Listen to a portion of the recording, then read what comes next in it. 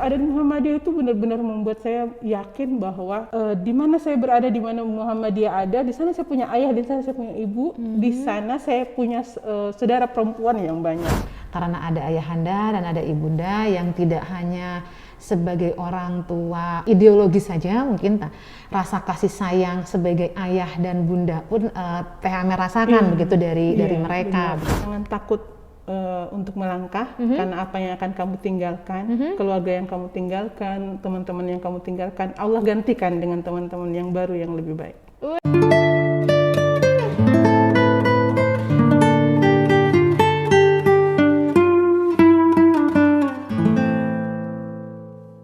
Assalamualaikum warahmatullahi wabarakatuh. Waalaikumsalam warahmatullahi wabarakatuh. Hamdan wa syukran lillah, salatan wa salaman ala rasulillah wa ala alihi wa ashabihi wa mawala amma ba'du.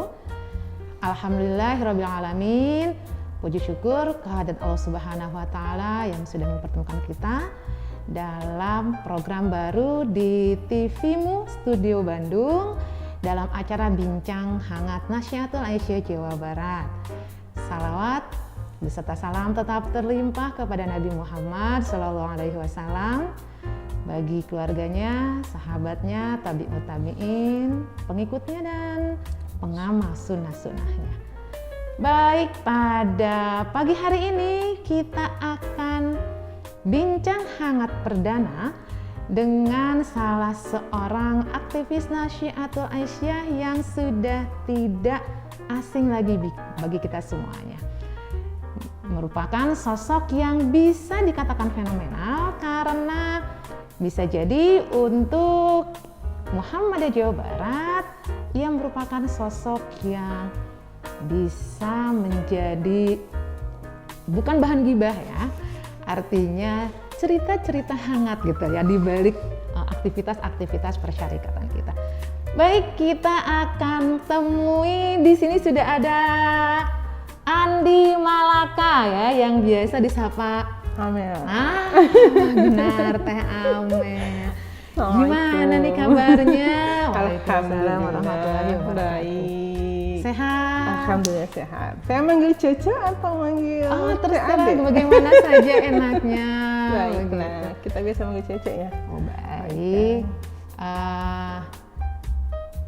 Para pemirsa semua, pemirsa TVmu dimanapun Anda berada, bincang hangat kali ini akan diisi dengan tema Ramadan di perantauan ya. Berhubung memang Teh Amel ini merupakan seorang perantau, pelantau tangguh dan ulung begitu, tepuk tangan. Dia datang dari wilayah Indonesia Timur, bisa dikatakan Timur. Palopo, Masya Allah. Sulawesi Selatan tentunya. Mendarat pakai pinisi ke Jawa Barat. Ekspedisi khusus. Masya Allah. Jadi ceritanya nih, sudah berapa lama di Jawa Barat? Saya di Jawa Barat tahun 2012, berarti sudah 11 tahun. 11 ya? Masya Allah, berarti selama ini Ramadan ini ada tidak yang Ramadan di kampung halaman? Setelah hijrah begitu, menetap di Jawa Barat? Paling mudik ya, seminggu sebelum, 3 hari atau 4 hari sebelum Idul Fitri mudik kayak gitu. Selebihnya di Jawa Barat. Oke, jadi selama 11 tahun Ramadan di Jawa Barat ini sudah berapa tahun lah ya? Sudah berapa kali nih? Sudah bakal lebaran lah yang ada di Jawa Barat nih? Itu udah 11 kali ya? Lebarannya ya? Iya, lebarannya berarti 2 kali lebaran di sini. Oh, 2 kali lebaran. Lebaran Idul Fitri ya, kalau Idul Adha selalu di sini. Oke, berarti kalau lebaran Idul Fitri selama 11 tahun sudah merantau di Jawa Barat itu 2 kali di Jawa Barat. Iya, 2 kali di Jawa Barat. Kalau Idul Adha-nya terus di sini, terus di Jawa Barat terus. Oke, baik. Kita berbicara nih ya, karena kan kita tahu sendiri ini kalau misalkan dalam adat istiadat dan budaya itu orang Sulawesi gitu kan, kalau kami mengatakannya itu orang seberang begitu. Dengan orang Jawa itu pasti ada budaya, kultur, adat istiadat yang berbeda. Ada nggak sih kebiasaan-kebiasaan Ramadan yang di Sulawesi ada, di Jawa Barat nggak ada, di Jawa Barat ada, di Sulawesi nggak ada?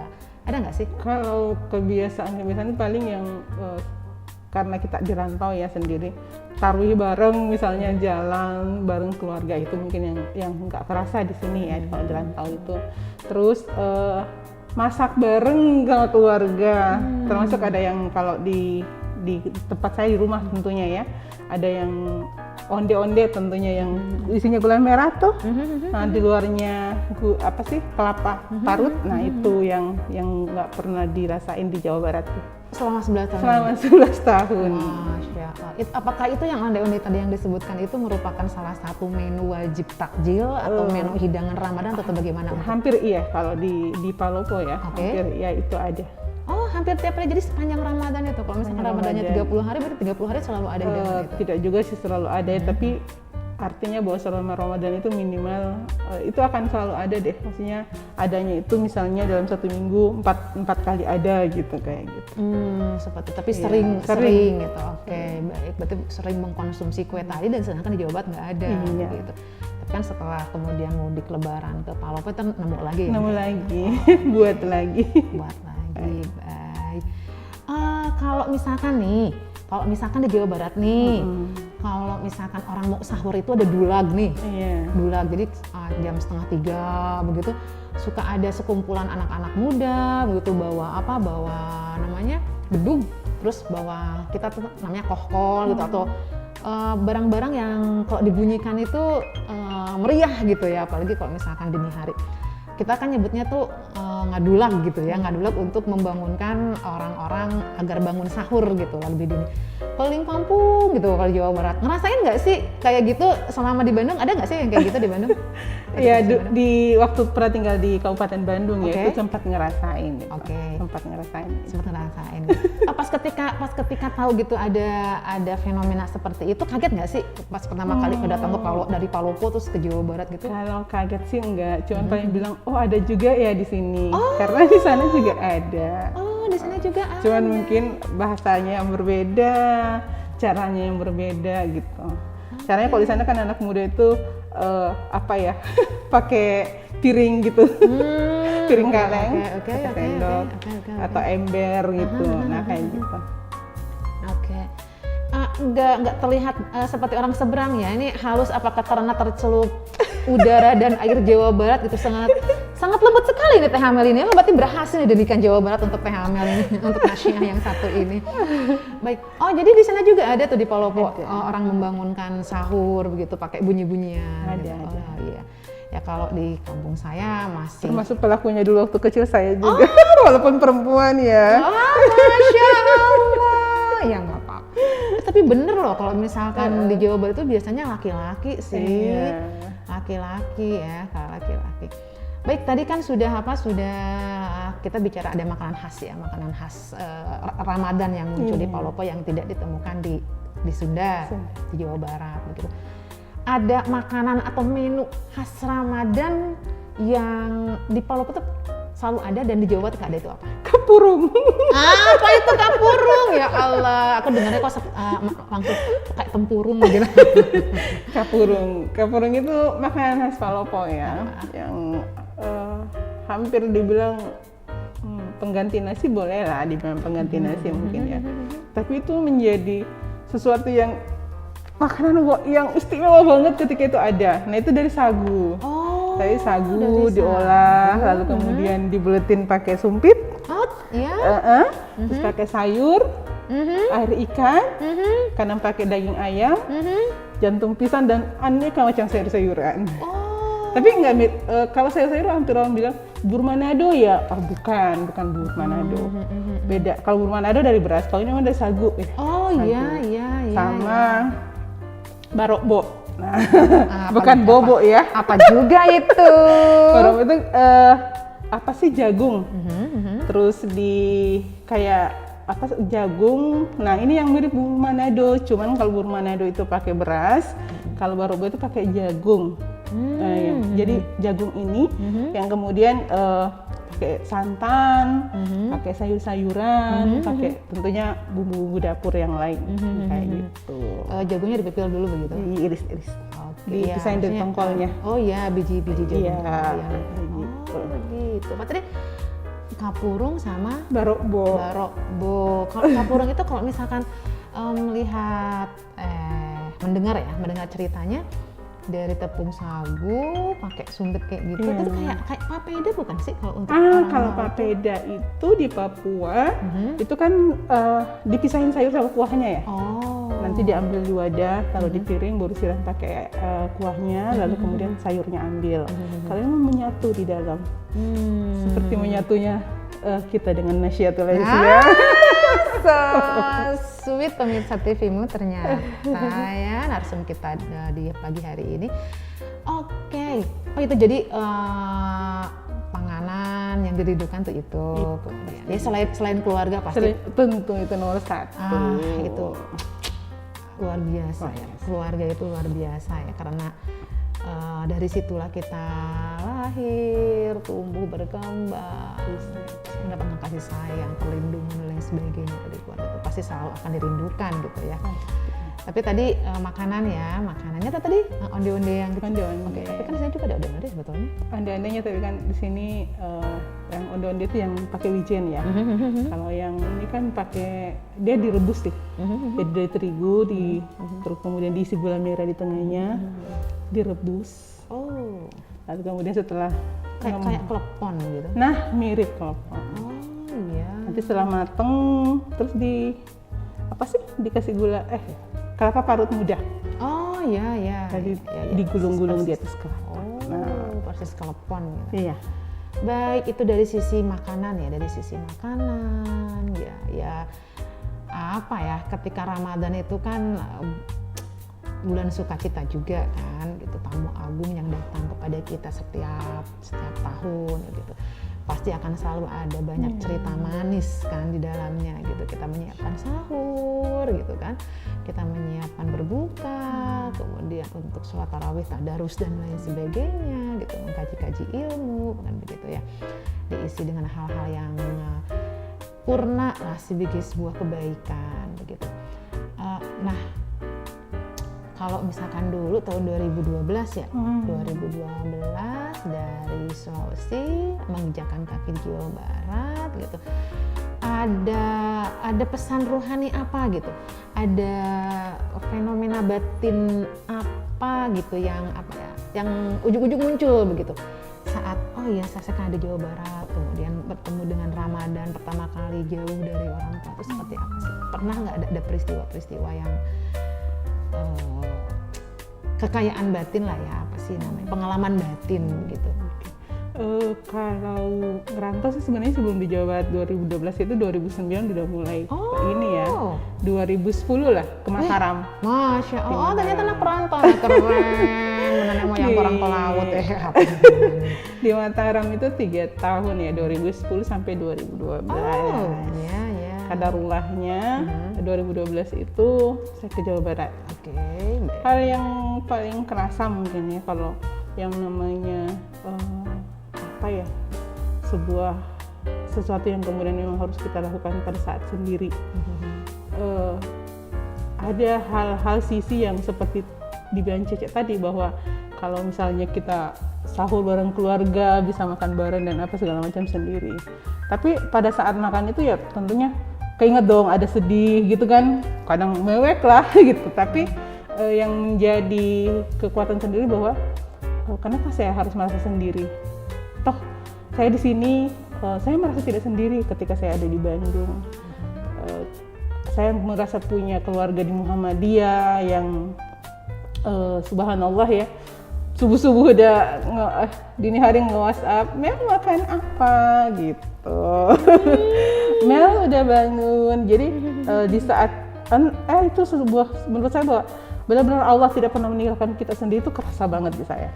Karena pada saat saya merasa saya sendiri ya, di saat itu tiba-tiba saja karunia Allah mungkin ya, tiba-tiba ada yang menghubungin gitu, nanyain kabar.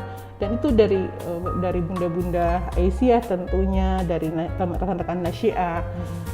Mel lagi apa, udah makan apa, dan segala macam. Sebuah bentuk perhatian yang luar biasa. Saya merasa, wah ini perhatian Allah, bentuk perhatian Allah dengan melalui orang-orang yang kemudian begitu menyayangi, menurut saya, buat bahasa saya ya, menyayangi saya yang sangat luar biasa tentunya, dengan bertanya gimana kabar, gimana kondisi, lagi apa. Bahkan di titik saya merasa benar-benar down pun tiba-tiba ada yang nge-phone, Mel, kamu tidak apa-apa.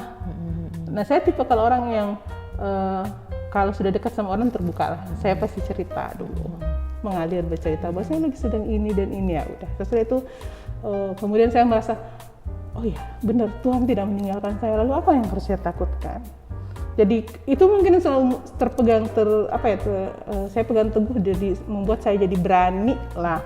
Untuk orang bilang mungkin perempuan ngerantau tidak ada keluarga, tapi saya merasa enggak kok, saya nggak sendiri. Berada di Muhammadiyah itu benar-benar membuat saya yakin bahwa di mana saya berada, di mana Muhammadiyah ada, di sana saya punya ayah, di sana saya punya ibu, di sana saya punya saudara perempuan yang banyak, dan itu benar-benar saya rasakan. Jadi, masya Allah, luar biasa. Ya, jadi itu sebuah pengalaman yang kemudian menurut saya yang selalu menguatkan buat saya bahwa benar janji Allah bahwa kamu tidak akan pernah sendiri. Allah akan selalu bersamaimu dalam bentuk apapun. Nah itu. Berarti memang keyakinan ya, keyakinan kepada Allah Subhanahu Wa Taala, bahwasanya Dialah yang Maha mengatur, begitu. Dia pun pasti akan mendatangkan siapapun orang dalam bentuk apapun itu. Betul. Kepada kita untuk membersamai. Kira-kira ada apa ya?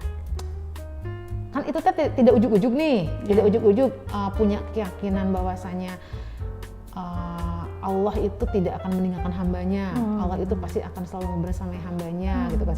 Jangan takut, ada Allah, kan gitu.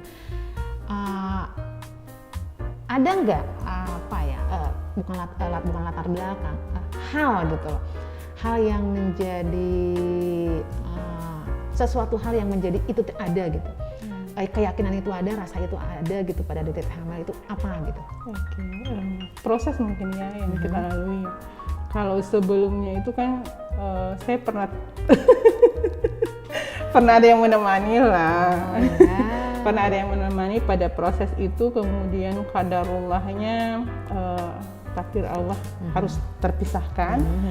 Dan pada posisi itu ya tentunya benar-benar sendiri dan tidak kita diberikan pilihan untuk memilih menceritakan itu pada orang kah, apalagi kondisi hari ini yang sedikit expose media sosial gitu kan. Tapi saya menahan untuk itu.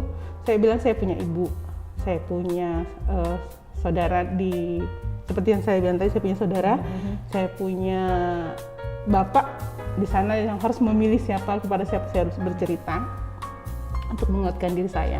Tapi ini bukan curhat ya? Enggak. Tapi ini proses yang benar-benar saya rasakan gitu.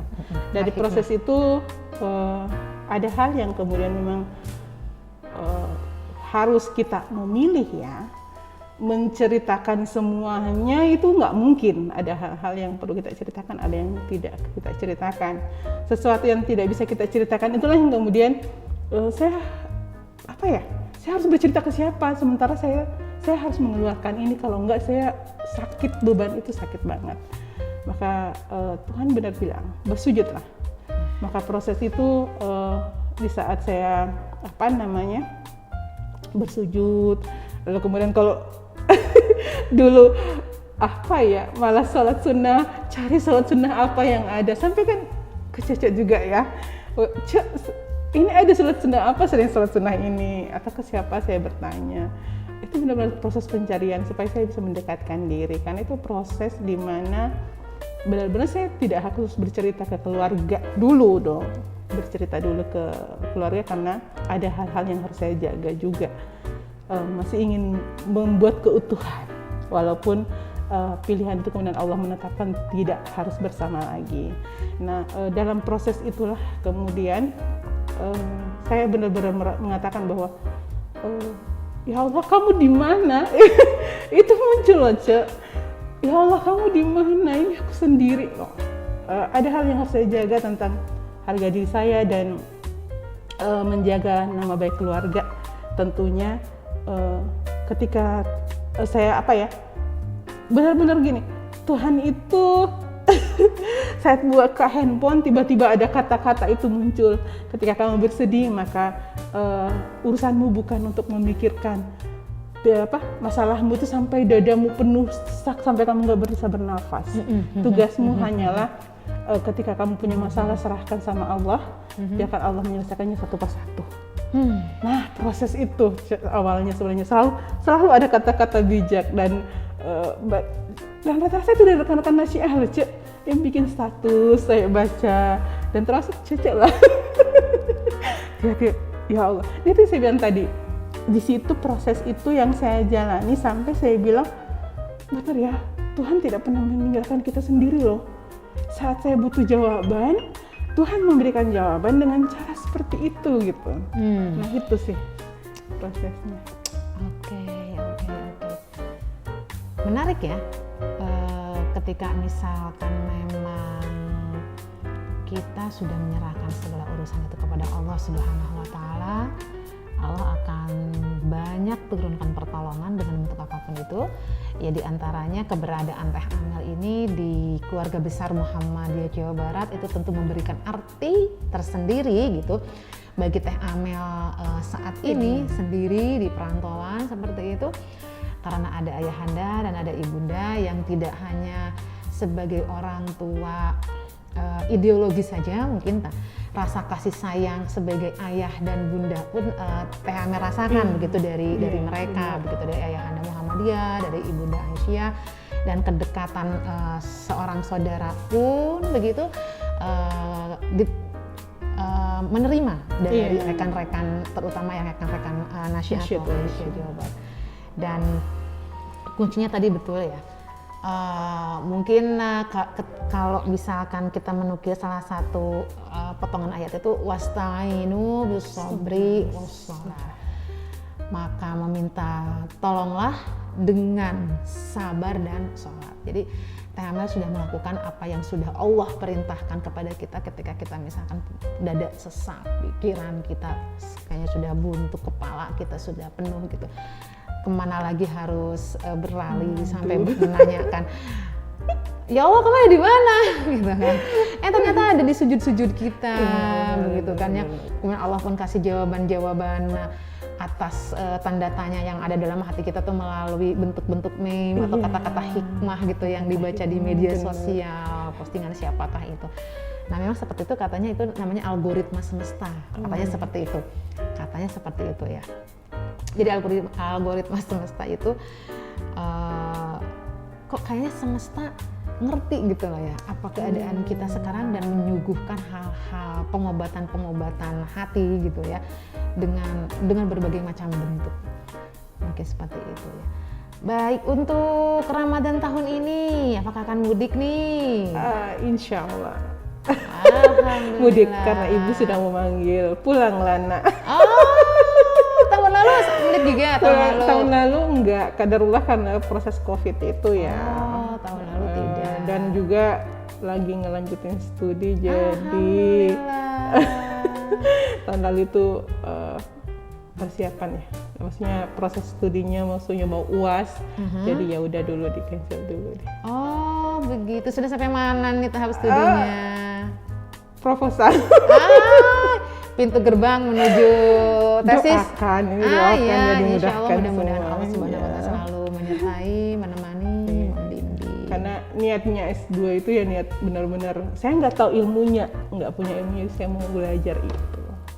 Keren. Ngambil apa nih? Ilmu Al-Quran. Ilmu Al-Quran? Iya. Di UIN. Top pemirsa. Proses baca, Masya Allah. Benar-benar. Oke. Dimana kita tidak tahu sesuatu, maka bertanyalah, dan tempat kita bertanya itu untuk saat ini secara formal adalah di perguruan tinggi, begitu kan, di strata 2 ilmu Al-Quran dan tafsir Universitas Islam Negeri Bandung, Sunan Gunung Jati Bandung.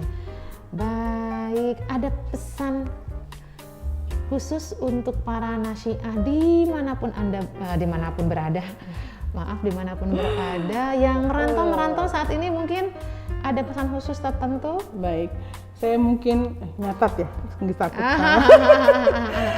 Saya mengutip pesannya Imam Syafi'i. Beliau mengatakan bahwa tidak ada kata santai bagi orang yang berakal dan beradab. Maka tinggalkanlah kampung halamannya. Keren. Waduh, ini membacanya udah jauh ini langkahnya seperti langkah kakinya dari Palopo ke Bandung ya. Baik, terima kasih Teh Amel untuk bincang hangat di pagi hari ini. Semoga apa yang diceritakan, bincang-bincang kita memberikan pelajaran, pesan khusus begitu. Jangan takut merantau ya walaupun perempuan ya. Insya Allah. Masih kata Imam Syafi'i juga bahwa jangan takut untuk melangkah karena apa yang akan kamu tinggalkan, keluarga yang kamu tinggalkan, teman-teman yang kamu tinggalkan, Allah gantikan dengan teman-teman yang baru yang lebih baik. Wah, Masya Allah, keren ini. So, bagi para nasyiah yang mungkin 1 tahun ataupun 2 tahun yang akan datang ingin pergi merantau kemanapun itu, semuanya rumah Allah, inna ardallahi wasi'ah. Jadi fantasyiru fil ardi, maka berpencarlah di muka bumi. Tirulah seperti Teh Amel yang merantau dari kota Palopo, Sulawesi Selatan. Oh ya, kota Palopo, Sulawesi Selatan. Kemudian sudah menjadi orang Bandung? Sudah KTP Bandung, kakak Bandung. Sudah KTP Bandung, sudah kakak Bandung. Baik. Dari Palopo ke Bandung dengan tentu bekal semangat dan tadi syiar. Oke, syiar ya. Oke. Syiar dengan salah satu dan salah dua ya kata mutiara dari Imam Besar Syafi'i itu, jangan takut melangkah, apa yang engkau tinggalkan nanti akan Allah ganti dengan yang baru, kan begitu? Iya. Dan bagi orang yang berakal dan beradab itu tidak ada kata santai, maka tinggalkanlah kampung halaman. Top. Terima kasih untuk bincang-bincangnya Teh Amel ya. Semoga sehat walafiat. Amin. Menjalankan ibadah puasa dengan penuh kekhusyuan, menjalankan ibadah Ramadan ya, menjalankan ibadah Ramadan dengan penuh kekhusyuan, dan mudah-mudahan kita nanti di akhir menjadi orang-orang yang diinginkan oleh Allah Subhanahu wa taala, menuju derajat muttaqin, dan semoga rencana mudiknya nanti dimudahkan dilancarkan oleh Allah Subhanahu wa taala. Hatur nuhun. Terima kasih. Begitulah bincang hangat kita pagi ini bersama Nasyiah Jawa Barat, Andi Malaka, atau yang lebih akrab disapa Teh Amel, yaitu Ramadan di perantauan cukup unik dan menarik. Masih bisa disapa atau diulang kembali tadi apa yang sudah dikatakan oleh Imam Syafi'i, bahwasanya tidak ada kata santai bagi orang yang berakal dan beradab, maka tinggalkanlah kampung halaman. Dan jangan engkau takut untuk meninggalkan kampung halaman dan keluarga, karena Allah nanti akan menggantikannya dengan hal yang baru. Demikian tadi, mohon maaf apabila banyak kesalahan. Al-birru wa taqwa. Wassalamualaikum warahmatullahi wabarakatuh. Waalaikumsalam warahmatullahi wabarakatuh.